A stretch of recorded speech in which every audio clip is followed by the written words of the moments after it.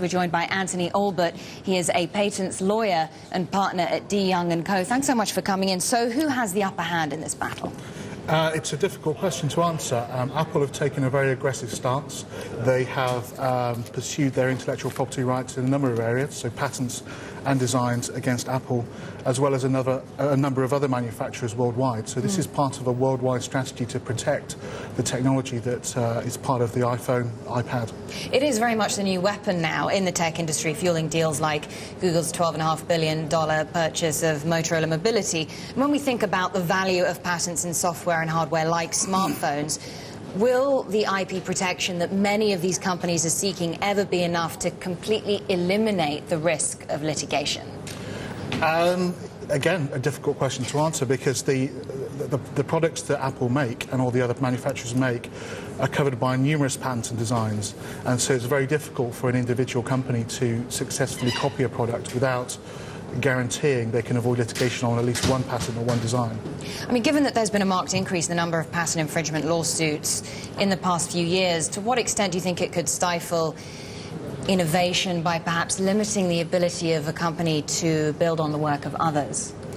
Well, the way tech companies are working now is they're filing as many patent applications as they can to cover the product in as many different aspects, so they can make it very difficult for competitors to move in.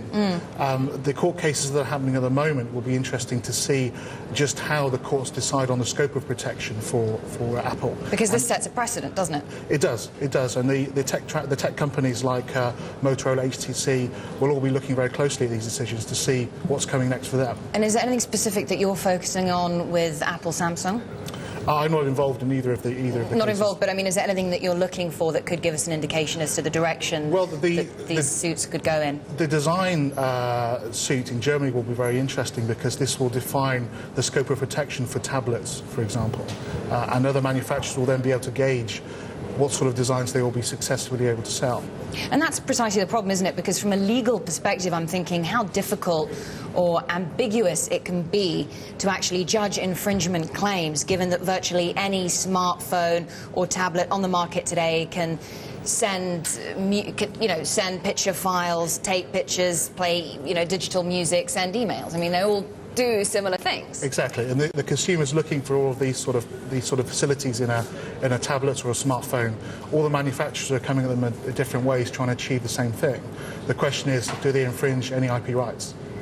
And I'm just wondering about the cost of these patents as well, because tech companies are presumably spending millions, if not billions in some cases, on assets that they need to defend themselves against patent litigation, and that's money that could be invested in new products and indeed hiring jobs. That's true, but they need to invest in IP protection to protect what they've already created, and that's exactly what Apple are doing. They may be doing it in what some people see as a very aggressive way, but it is the way they protect their technology, and it seems that Apple are adopting a worldwide strategy to do that. Anthony Albutt, great to get your thoughts. Thanks very much indeed.